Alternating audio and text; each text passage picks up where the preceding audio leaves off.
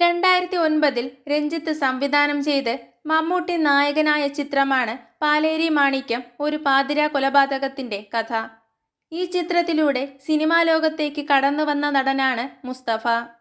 ഇപ്പോൾ മമ്മൂട്ടിയെക്കുറിച്ച് സംസാരിക്കുകയാണ് മുസ്തഫ. സ്പോട്ട് എഡിറ്റിന്റെ സമയത്തോ മറ്റോ ആകണം മമ്മൂക്ക ഞാൻ പാലേരി മാണിക്യത്തിൽ അഭിനയിച്ച ഷോട്ട് കണ്ടിരുന്നു.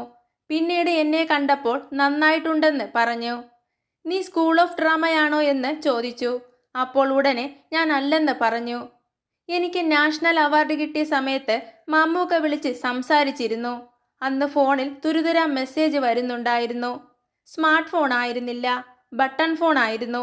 അതിൽ എത്രയോ മെസ്സേജുകൾ വന്ന് കിടപ്പുണ്ടായിരുന്നു. പലരുടെയും നമ്പർ എനിക്ക് അറിയില്ലായിരുന്നു. ആ സമയത്താണ് പരിചയമില്ലാത്ത നമ്പറിൽ നിന്ന് കോള് വന്നത്. ഞാനാണ്, മമ്മൂട്ടിയാണ് എന്നായിരുന്നു ആദ്യം പറഞ്ഞത്.